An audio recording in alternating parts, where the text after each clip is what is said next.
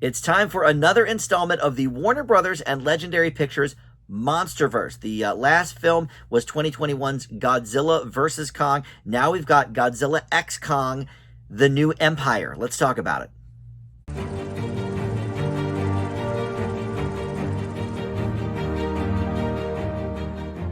Hey guys, Dan here. This is Dan Reviews It. Welcome to my spoiler-free review for the new film Godzilla X Kong, or it may just be called Godzilla Kong. I've heard both things, but it's subtitled The New Empire in either case, and this is the fifth installment film-wise of the franchise. They've recently released a couple of TV shows as part of the franchise as well. Skull Island on Netflix, which is animated, and then Monarch, Legacy of Monsters, which is on Apple TV+.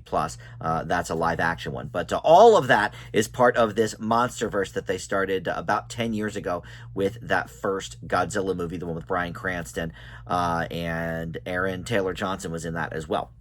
But in this one, we have a lot of returning people from the previous installment, including the director himself, Adam Wingard.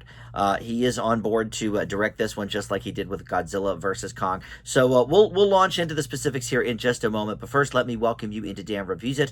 Thank you for finding this video. We do movie and TV reviews here on the channel, and there's always a lot to check out because I do try to post something new just about every day. And please consider subscribing, hit that like button, comment below, all that stuff, of course, helps the channel out. And you can follow me on Letterboxd as well. It's a really cool site to track your movie viewing and what you rate certain movies and whatever. So that is in the description below as well. But all right, so let's get to this one, Godzilla X Kong, The New Empire. And so, like I said, returning from the previous movie, we have not only the director, but a lot of the stars as well. Rebecca Hall, Brian Tyree Henry, and Kaylee Hoddle all return from their roles in the previous installment. But we also add Dan Stevens as well as a, funny veterinarian, let's call him. But in this one, Kong and Godzilla are united as they are banding together against a mysterious Hollow Earth threat known as Scar King, who is an orangutan-like kaiju. And we also focus a little bit in this movie on some of the history of Skull Island and the Titans. And so, boy, oh boy, if you gave me $100, I could not come up with a plot for this movie that makes any sense. I took that one from Wikipedia, but sure, that's what happens in this movie. This plot is very, very nonsensical. However, I will say, so there's positives and negatives to this movie. I will say up front, it's probably the worst of the Monsterverse films. Certainly for me, it is. And I don't think any of them have been particularly, amazing. Kong Skull Island is my personal favorite. I believe I gave that a B+. The rest are sort of in that B- range. And a lot of them have fallen into the track of, okay, we don't really care about the human characters. Let's just see monsters fighting. And this one, we actually, they've sort of course corrected in the opposite direction. There's too much with the humans. So there's a sort of, mother and adopted daughter kind of thing with the Rebecca Hall character and Kaylee Hoddle, who is, she plays Gia.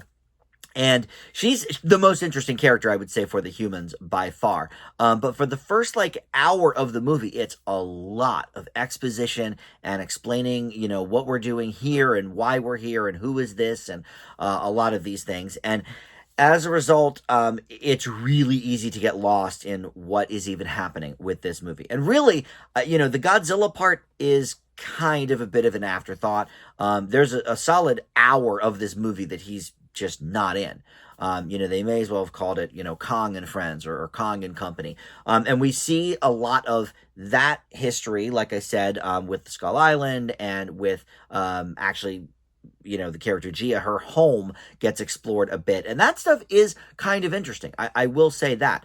And there's a, pretty cool fight at the very beginning. Godzilla does appear in that. But then it's just exposition dump for a good hour. Let's follow these people around and let's follow around King Kong and his people and, well, not people, but, his ape friends and all of that.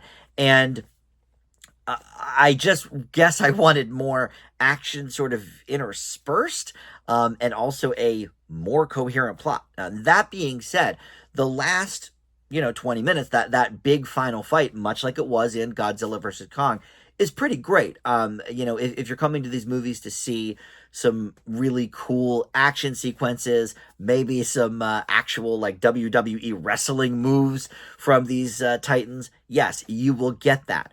And there's some humor along the way as well, with both Dan Stevens and Brian Tyree Henry. They both have their moments of humor, but really, I think we're coming to see these movies for the big fight sequences, right? I'm not sure if this final fight is as good as Godzilla versus Kong, the previous movie, because that one I think was one for the ages. That was one of the best fights in the entire Monsterverse series thus far. So I'm not quite sure it compares to that. And I also, because of the plot confusion, I also wasn't positive half the time who I was supposed to be rooting for. Yeah, it was cool to look at for sure. Although it's very, very reliant on CGI, obviously. But, we had a movie last year, Godzilla Minus One, that came from Japan, where they used more practical effects. And, maybe it didn't look quite as clean, and it took place in the past, so maybe, it was going for that kind of classic Godzilla type look. Here, obviously, it's, CGI to the max, and in those, final moments, that big fight, there's really no humans on screen anyway. It's just the monsters fighting, and we do have a Godzilla classic character coming in. I won't really spoil that for you, but I think fans may be excited to see them as well. But it's a movie like this is kind of like who has the best, CGI and visual effects houses to, to work out these fights, because there's no, human element to that at all. We've dropped that portion of the film until the last few minutes where we, pick it up again. The fight's over. Okay, let's go back to the humans. So this is really, really a mixed bag for me. It's funny, I just reviewed the new Ghostbusters movie a couple days ago, Frozen Empire, and I gave that a C. And in all honesty, that's kind of where I am with this one. But I would much rather watch Ghostbusters Frozen Empire again than this. Now, would I put on, if this was on TV or something, would I put on the final fight scene? Sure. But I don't think there's really any reason to ever watch that kind of like first hour again, because it's not what people come to these movies for. If you're going to have that human element, make it matter, like Godzilla Minus One did. And it's ridiculous, obviously, to compare this movie to that, because this is a different thing. It's a different beast, no pun intended. But, Warner Brothers obviously is going for a blockbuster tone with this. And I think they've hit on that in a few places. But once again, the character development, while some of it is good, I really do like the stuff with Rebecca Hall's character and Gia. I think that is strong, and that plays throughout the movie. But that until we really see what the monsters are all about towards the end, it is a little bit boring, to be completely honest. So, by the end of the year, when I'm looking through my grades, I would say probably, well, maybe Ghostbusters deserve to be moved up a little bit, because I think it's a little bit higher than this. But I leave this one, Godzilla X Kong, The New Empire, with a C. If you want to buy a ticket and wait an hour to go in, and an hour and a half to go in and see that final fight, that may be a better use of your time. That's my advice. So, all right. Thank you for watching Dan Reviews It. We'll see you next time. Bye.